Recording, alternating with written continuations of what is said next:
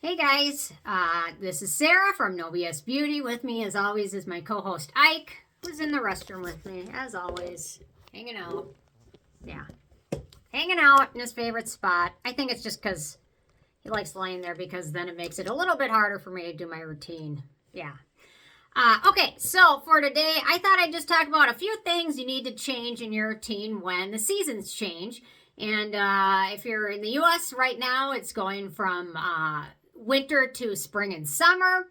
And I will brag that some of the tulips I planted actually came up this year. I have a bad back, so it's hard to do, but last time I planted tulips, none of them came up. But now I think, reflecting on it 10 years later, I'm pretty certain I planted them the wrong side, upside down, and that's probably why none of them grew. But anyway, the ones I planted this year grew because I did it right. So, okay, so in addition to things like that, so for summer and spring, I rev up my sunscreen. So a lot of times during the winter and fall, I use really comfortable sunscreens that are invisible. They're easy to apply. These ones are all great. They all provide great protection. But when it comes to spring and summer, I'm prone to melasma and hyperpigmentation. So I switch it up from some of these to a couple huge brands. Roche Posay, European version. Bioderma has some great sunscreens. You can't go wrong with either of these. These aren't, for me, ideal year-round because they are a little bit greasy. This one contains a little bit of alcohol, which I find drying. But if I'm going to be out in the super sun in the middle of a hot day with high UV index, one of these guys is my guy, or both of them. They're both wonderful. You can't go wrong with either of these brands, but if you can buy the European version, I believe those are better. They use more new up-to-date filters, which are proven to be better and stronger and aren't as greasy, smelly, and don't irritate your eyes as much as the other ones do. The other three I mentioned these are great for spring and fall, but if it's 90 with a 10 out of 10 on the UV sun index, I'm going to be out on the boat. This is probably the one I'm going with. But anyway, you can't go wrong. Next up, Heliocare. I do take this year-round. I take 2 capsules every morning, my entire life. Well, since I found out about it, probably, I don't know, 10 years ago or so. So I've been taking this year-round. It uses Polypodium leucotomus, which is a fern, and it's actually, there's published research proving that this helps your skin and helps protect your skin from UV damage.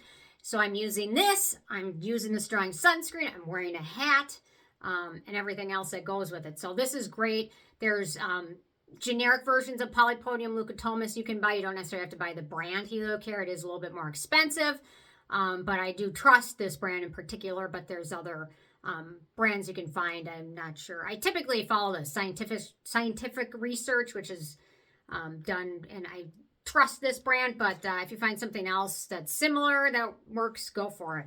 There's also different skin vitamins and supplements you can take. If you're going to pick one, because I know I'd love to have like 100 supplements in my routine because I'm like, this looks good, I need that. It's not reasonable to be able to use them all, but this is the one I'm picking every time. If I had to pick one skin supplement, this is it.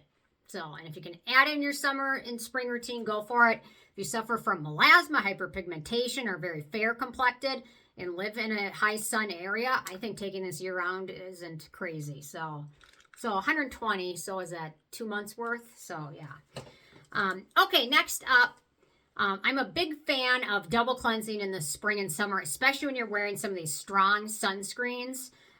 So double cleansing, especially when you're wearing sunscreen, is a must because I just don't feel like it comes off otherwise. So a couple of oil-based cleansers. Prequel is great.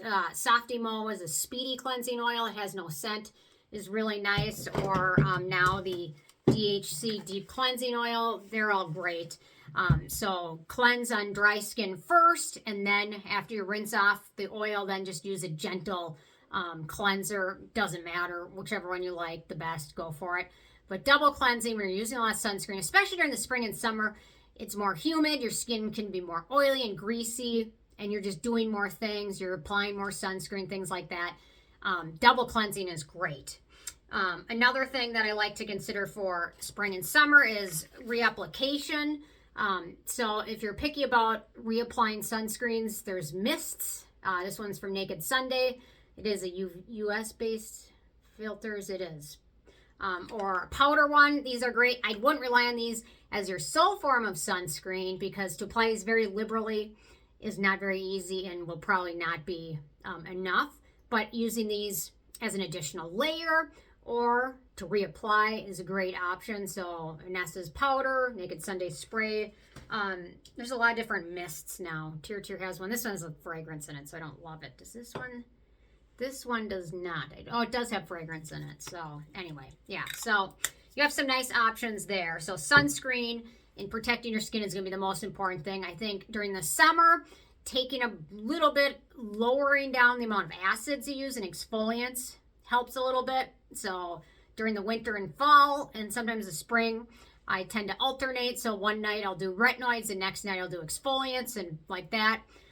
I tend to tone it down the exfoliants a little bit because it makes your skin more sensitive and it really makes sunscreen even more important. So if you can lower it a little bit on the exfoliants and then focus on that more during the fall and winter when there's not so much sun and things like that, it's a nice option to have.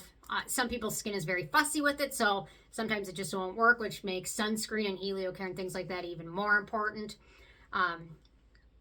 Another thing I like during the spring and summer is I like looking like I have a glow to it, but I don't want to do it through the sun. So glow drops are nice. Nowadays, almost every brand has them as an option. My favorite, hands down, it's the cheapest, and it just ended up being my favorite, is the Pacifica Bronzing Glow Drops.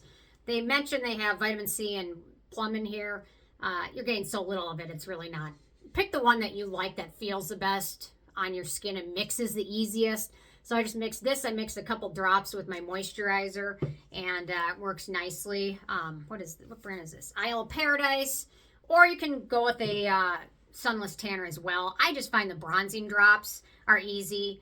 And I typically use so much retinol, exfoliants, other things that the fake tan, if I do it overnight, it doesn't last very long. It doesn't really make it that worth it because I exfoliate it off the next day and then it looks like a mess. But yeah, so what one is it? NARS Tinted Glow Bronzer.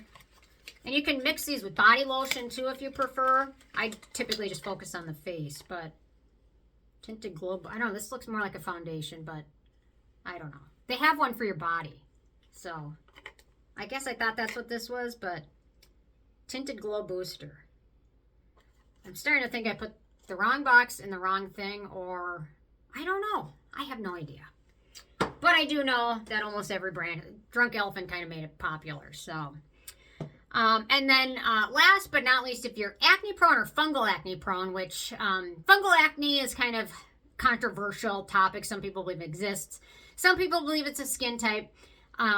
It typically is more the conditions, dark, humid areas can get it, fungal acne more. So if you're prone to that, adding in like a hypochlorous acid spray isn't a bad thing. Tower 28 has one. Peach Slices released one and then didn't release it. I have no idea, but just misting this on your skin once a day, that hypochlorous acid helps kill the things on our face that help for this environment for acne, breakouts, fungal acne, things like that. So it can be a nice thing to add into your routine for spring or summer, or maybe you always have it in there.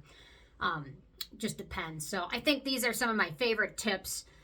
Obviously changing your moisturizer from something, depending on your skin type, from something very thick and hydrating to a gel texture can feel really nice. So for Skinfix, they just released this new one, which I'm really liking so far for spring. And I love this one during the winter, but I think for spring and summer, this one's going to be a little bit nicer. It's got a little bit more of a gel texture, where this one's a little bit more of a thick cream. So that's another thing worth considering, is changing your moisturizer to something that suits the humidity or weather a little bit better. Or if you have super dry skin, maybe you just keep it the same, but it's something worth considering changing up. So yeah, cleansing, toning, all that good stuff. Keep doing that and focus on protecting your skin from the sun. That's the biggest anti-aging thing you can do. Literal anti-aging is protecting your skin before it's damaged. So if you can do that, you're going to be much happier 10, 20, 30 years from now than if you don't. So I know a lot of people, they won't learn until they experience it. But once you experience it, you wish you would have just prevented it from having to correct it. It's much better just stop it than, correct it later on. So anyway, So those are just some of my picks for summertime. Curious what you guys do, if you do anything. Maybe you don't, maybe you do. Leave a comment. Love hearing from you guys, and stay tuned for more tomorrow. Thanks so much. Bye, guys.